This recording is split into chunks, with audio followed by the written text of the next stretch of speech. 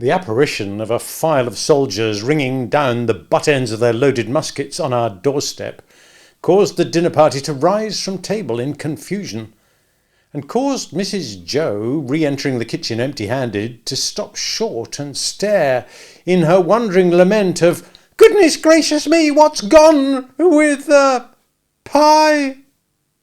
The sergeant and I were in the kitchen when Mrs. Joe stood staring, at which crisis I partially recovered the use of my senses.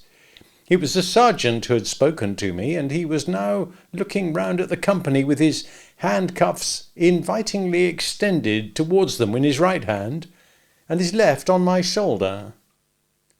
"Excuse me, ladies and gentlemen," said the sergeant, "but as I have mentioned at the door to this smart young shaver," which he hadn't, "I am on a chase in the name of the king, and I want the blacksmith." "And pray, what might you want with him?" retorted my sister, quick to resent his being wanted at all. "Missus," returned the gallant sergeant, "speaking for myself, I should reply, the honour and pleasure of his fine wife's acquaintance. Speaking for the king, I answer, a little job done." This was received as rather neat in the sergeant, insomuch as Mr. Pumblechook cried audibly, "Good again!" "You see, blacksmith," said the sergeant, who had by this time picked out Joe with his eye, "we have had an accident with these, and I find the lock on one of 'em goes wrong, and the coupling don't act pretty. As they're wanted for immediate service, will you throw your eye over them?" Joe threw his eye over them and pronounced that the job would necessitate the lighting of his forge fire, and would take nearer 2 hours than one. "Will it? Then will you set about it at once, blacksmith?" said the offhand sergeant, "as it's on his Majesty's service. And if my men can beat a hand anywhere, they'll make themselves useful." With that he called to his men, who came trooping into the kitchen one after the other, and piled their arms in a corner, and then they stood about, as soldiers do, now with their hands loosely clasped before them, now resting a knee or a shoulder, now easing a belt or a pouch, now opening the door to spit stiffly over their high stocks out into the yard. All these things I saw without their knowing that I saw them, for I was in an agony of apprehension, but beginning to perceive that the handcuffs were not for me, and that the military had got so far, the better of the pie, as to put it in the background, I collected a little more of my scattered wits. "Would you give me the time?" said the sergeant, addressing himself to Mr. Pumblechook, as to a man whose appreciative powers justified the inference that he was equal to the time. "It's just gone 2:30. "That's not so bad," said the sergeant, reflecting. "Even if I was forced to hold here nigh 2 hours, that'll do. How far might you call yourselves from the marshes hereabouts? Not above a mile, I reckon." "Just a mile," said Mrs. Joe. "That'll do. We begin to close in upon them about dusk. A little before dusk, my orders are. That'll do." "Convicts, sergeant?" asked Mr. Wopsle, in a matter-of-course way. "Aye," returned the sergeant. 2. They're pretty well known to be out on the marshes still, and they won't try to get clear of 'em before dusk. Anybody here seen anything of any such game?" Everybody, myself excepted, said no with confidence. Nobody thought of me. "Well," said the sergeant, "they'll find themselves trapped in a circle, I expect, sooner than they count on. Now, blacksmith, if you're ready, His Majesty the King is." Joe had got his coat and waistcoat and cravat off, and his leather apron on, and passed into the forge. One of the soldiers opened its wooden windows, another lighted the fire, another turned to at the bellows, the rest stood round the blaze, which was soon roaring. Then Joe began to hammer and clink, and we all looked on. The interest of the impending pursuit not only absorbed the general attention, but even made my sister liberal. She drew a pitcher of beer from the cask for the soldiers, and invited the sergeant to take a glass of brandy. But Mr. Pumblechook said sharply, "Oh, give him wine, mum. I'll engage there's no tar in that." So the sergeant thanked him and said that as he preferred his drink without tar, he'd take wine, if it was equally convenient. When it was given him, he drank His Majesty's health and compliments of the season, took it all at a mouthful and smacked his lips. "Good stuff, eh, Sergeant?" said Mr. Pumblechook. "I'll tell you something," returned the sergeant. "I suspect that stuff's of your providing." Mr. Pumblechook, with a fat sort of laugh, said, Why? "Because," returned the sergeant, clapping him on the shoulder, "you're a man that knows what's what." "Do you think so?" said Mr. Pumblechook, with his former laugh. "Have another glass." "With you, hob and nob," returned the sergeant. "The top of mine to the foot of yours, the foot of yours to the top of mine. Ring once, ring twice, the best tune on the musical glasses. Your health. May you live 1,000 years and never be the worse judge of the right sort than you are at the present moment of your life." "With you, hob and nob," returned the sergeant. The sergeant tossed off his glass again and seemed quite ready for another glass. I noticed that Mr. Pumblechook, in his hospitality, appeared to forget that he had made a present of the wine, but took the bottle from Mrs. Joe and had all the credit of handing it about in a gush of joviality. Even I got some, and he was so very free of the wine that he even called for the other bottle and handed that about with the same liberality when the first was gone. As I watched them, while they all stood clustering about the forge, enjoying themselves so much, I thought what terrible good sauce for a dinner my fugitive friend on the marshes was. They had not enjoyed themselves a quarter so much before the entertainment was brightened with the excitement he furnished. And now, when they were all in lively anticipation of the two villains being taken, and when the bellows seemed to roar for the fugitives, the fire to flare for them, the smoke to hurry away in pursuit of them, Joe to hammer and clink for them, and all the murky shadows on the wall to shake at them in menace as the blaze rose and sank, and the red-hot sparks dropped and died, the pale afternoon outside almost seemed, in my pitying young fancy, to have turned pale on their account. Poor wretches! At last Joe's job was done, and the ringing and roaring stopped. As Joe got on his coat, he mastered courage to propose that some of us should go down with the soldiers and see what became of the hunt. Mr. Pumblechook and Mr. Hubble declined on the plea of a pipe and ladies' society, but Mr. Wopsle said he would go if Joe would. Joe said he was agreeable and would take me if Mrs. Joe approved. We never should have got leave to go, I'm sure, but for Mrs. Joe's curiosity to know all about it and how it ended. As it was, she merely stipulated, "If you bring the boy back with his head blown to bits by a musket, don't look to me to put it together again." The sergeant took a polite leave of the ladies and parted from Mr. Pumblechook as from a comrade, though I doubt if he were quite as fully sensible of that gentleman's merits under arid conditions as when something moist was going. His men resumed their muskets and fell in. Mr. Wopsle, Joe, and I received strict charge to keep in the rear, and to speak no word after we reached the marshes. When we were all out in the raw air and were steadily moving towards our business, I treasonably whispered to Joe, "I hope, Joe, we shan't find them." And Joe whispered to me, "I'd give a shilling if they had cut and run, Pip." We were joined by no stragglers from the village, for the weather was cold and threatening, the way dreary, the footing bad, darkness coming on, and the people had good fires indoors and were keeping the day.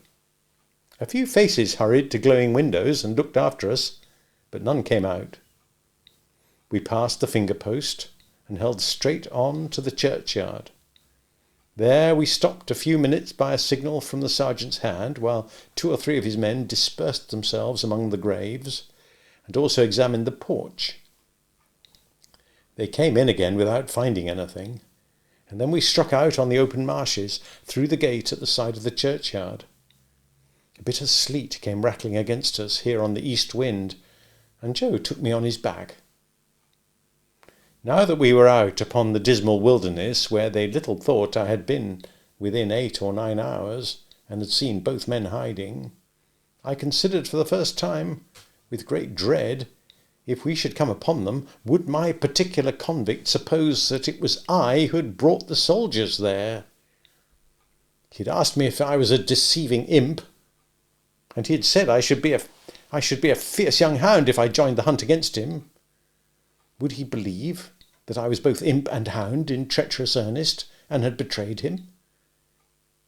It was no use asking myself this question now. There I was on Joe's back, and there was Joe beneath me, charging at the ditches like a hunter, and stimulating Mr. Wopsle not to tumble on his Roman nose, and to keep up with us.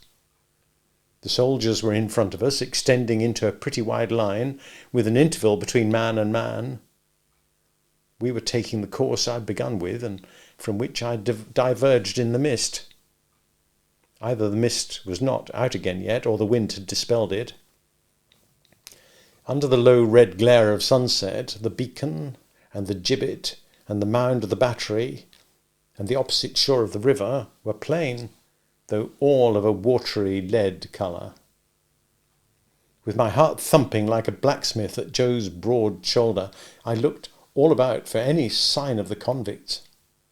I could see none. I could hear none. Mr. Wopsle had greatly alarmed me more than once by his blowing and hard breathing, but I knew the sounds by this time, and could dissociate them from the object of pursuit. I got a dreadful start when I thought I heard the file still going, but it was only a sheep bell. The sheep stopped in their eating and looked timidly at us, and the cattle, their heads turned from the wind and sleet, stared angrily as if they held us responsible for both annoyances. But except these things, and the shudder of the dying day in every blade of grass, there was no break in the bleak stillness of the marshes. The soldiers were moving on in the direction of the old battery, and we were moving on a little way behind them, when all of a sudden we all stopped. For there had reached us on the wings of the wind and rain a long shout. It was repeated. It was at a distance towards the east, but it was long and loud. Nay, it seemed to be 2 or more shouts raised together, if one might judge from a confusion in the sound. To this effect the sergeant and the nearest men were speaking under their breath when Joe and I came up. After another moment's listening, Joe, who was a good judge, agreed, and Mr. Wopsle, who was a bad judge, agreed. The sergeant, a decisive man, ordered that the sound should not be answered, but that the course should be changed, and that his men should make towards it at the double. So we slanted to the right, where the east was, and Joe pounded away so wonderfully that I had to hold on tight to keep my seat. It was a run indeed now, and what Joe called, in the only 2 words he spoke all the time, a winder. Down banks and up banks and over gates and splashing into dikes and breaking among coarse rushes. No man cared where he went. As we came nearer to the shouting, it became more and more apparent that it was made by more than one voice. Sometimes it seemed to stop altogether, and then the soldiers stopped. And when it broke out again, the soldiers made for it at a greater rate than ever, and we after them. After a while, we had so run it down that we could hear one voice calling, "Murder!" and another voice, "Convicts! Runaways! Guard! This way for the runaway convicts!" Then both voices would seem to be stifled in a struggle, and then would break out again. And then, when it had come to this, the soldiers ran like deer, and Joe too. The sergeant ran in first, when we'd run the noise quite down, and 2 of his men ran in close upon him. Their pieces were cocked and levelled when we all ran in. "Here are both men," panted the sergeant, struggling at the bottom of a ditch. "Surrender, you 2, and confound you for 2 wild beasts come asunder." Water was splashing, and mud was flying, and oaths were being sworn, and blows were being struck, when some more men went down into the ditch to help the sergeant, and dragged out, separately, my convict and the other one. Both were bleeding, and panting, and execrating, and struggling, but of course I knew them both directly. "Mind," said my convict, wiping blood from his face with his ragged sleeves, and shaking torn hair from his fingers. "I took him. I give him up to you. Mind that." "It's not much to be particular about," said the sergeant. It'll do you small good, my man, being in the same plight yourself. Handcuffs there." "I don't expect it to do me any good. I don't want it to do me more good than it does now," said my convict with a greedy laugh. "I took him. He knows it. That's enough for me." The other convict was livid to look at. In addition to the old bruised left side of his face, seemed to be bruised and torn all over. He could not so much as get his breath to speak until they were both separately handcuffed, but leaned upon a soldier to keep himself from falling. "Take notice, guard. He tried to murder me," were his first words. "Tried to murder him?" said my convict disdainfully. "Try and not do it. I took him and give him up. That's what I done. I not only prevented him getting off the marshes, but I dragged him here, dragged him this far on his way back. He's a gentleman, if you please, this villain. Now the hulks has got its gentleman again through me. Murder him? Worth my while too to murder him when I could do worse and drag him back." The other one still gasped. He tried to murder me. Bear witness." "Look-ye here," said my convict to the sergeant. "Single-handed, I got clear of the prison ship. I made a dash, and I done it. I could have got clear of these death-cold flats likewise. Look at my leg. You won't find much iron on it. If I hadn't made the discovery that he was here, let him go free, let him profit by the means as I've found out. Let him make a tool of me afresh and again, once more. No.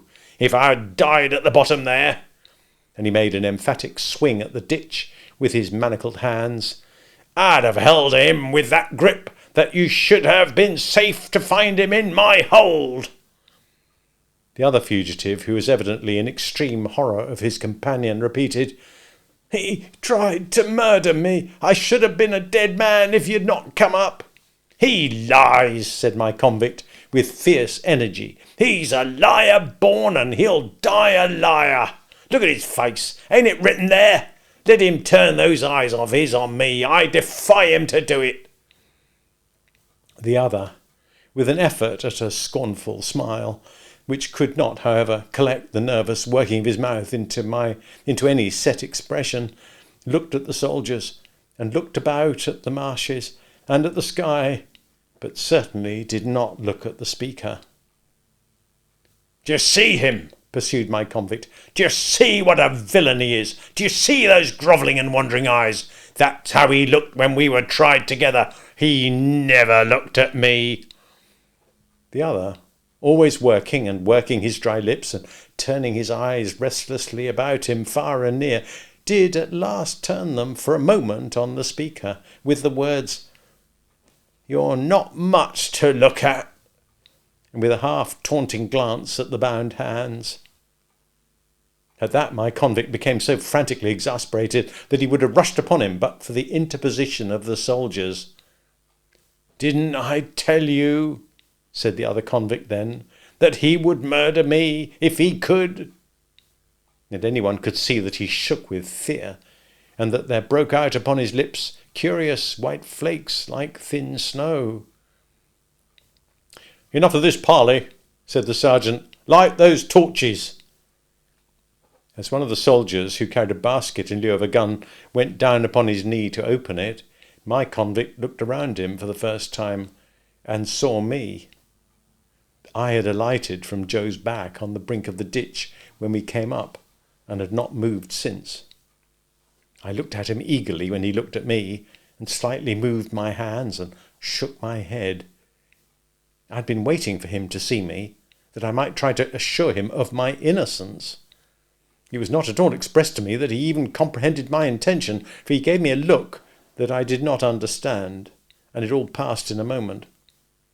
But if he had looked at me for an hour or for a day, I could not have remembered his face ever afterwards as having been more attentive. The soldier with the basket soon got a light and lighted 3 or 4 torches, and took one himself and distributed the others. It had been almost dark before, but now it seemed quite dark, and soon afterwards very dark. Before we departed from that spot, 4 soldiers, standing in a ring, fired twice into the air. Presently we saw other torches kindled at some distance behind us, and others on the marshes on the opposite bank of the river. "All right," said the sergeant. "March!" We'd not gone far when 3 cannon were fired ahead of us, with a sound that seemed to burst something inside my ear. "You are expected on board," said the sergeant to my convict. "They know you're coming. Don't straggle, my man. Close up here." The 2 were kept apart, and each walked surrounded by a separate guard. I had hold of Joe's hand now, and Joe carried one of the torches. Mr. Wopsle had been for going back, but Joe was resolved to see it out, so we went on with the party. There was a reasonably good path now, mostly on the edge of the river, with a divergence here and there where a dyke came, with a miniature windmill on it, and a muddy sluice gate. When I looked round, I could see the other lights coming in after us. The torches we carried dropped great blotches of fire upon the track, and I could see those too lying smoking and flaring. I could see nothing else but black darkness. Our lights warmed the air about us with their pitchy blaze, and the 2 prisoners seemed rather to like that, as they limped along in the midst of the muskets. We could not go fast because of their lameness, and they were so spent that 2 or 3 times we had to halt while they rested. After an hour or so of this travelling, we came to a rough wooden hut and a landing place. There was a guard in the hut, and they challenged, and the sergeant answered. Then we went into the hut, where there was a smell of tobacco and whitewash, and a bright fire, and a lamp, and a stand of muskets, and a drum, and a low wooden bedstead like an overgrown mangle without the machinery, capable of holding about 12 soldiers all at once. 3 or 4 soldiers who lay upon it in their greatcoats were not much interested in us, but just lifted their heads and took a sleepy stare, and they then lay down again. The sergeant made some kind of report and some entry in a book, and then the convict, whom I call the other convict, was drafted off with his guard to go on board first. My convict never looked at me except that once. While we stood in the hut, he stood before the fire looking thoughtfully at it, or putting up his feet by turns upon the hob, and looking thoughtfully at them, as if he pitied them for their recent adventures. Suddenly he turned to the sergeant and remarked, "I wish to say something respecting this escape. It may prevent some persons laying under suspicion along of me." "You can say what you like," returned the sergeant, standing coolly, looking at him with his arms folded. "But you have no call to say it here. You'll have opportunity enough to say about it, and hear about it, before it's done with, you know." "I know. But this is another point, a separate matter. A man can't starve. At least I can't. I took some victuals up at the village over yonder, where the church stands, almost out on the marshes." "You mean stole," said the sergeant. "And I'll tell you where from. From the blacksmith's." "Hullo," said the sergeant, staring at Joe. "Hullo, Pip," said Joe, staring at me. "It was some broken victuals, that's what it was, and a dram of liquor, and a pie." "Have you happened to miss such an article as a pie, blacksmith?" said the sergeant, confidentially. "My wife did, at the very moment when you came in. Don't you know, Pip?" "So," said my convict, turning his eyes on Joe in a moody manner, and without the least glance at me. "So, you're the blacksmith, are you? And I'm sorry to say I've eat your pie."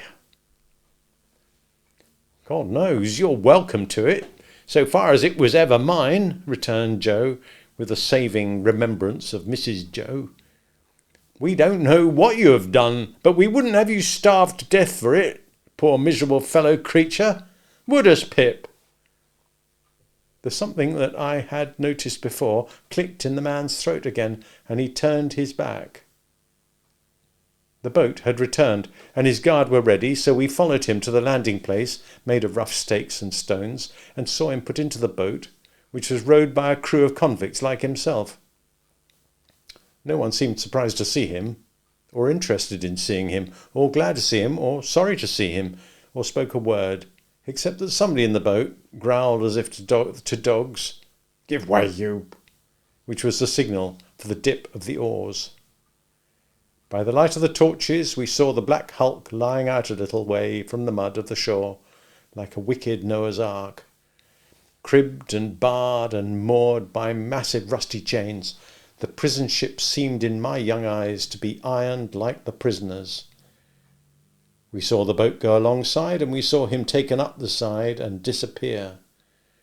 Then the ends of the torches were flung hissing into the water and went out, as if it were all over with him.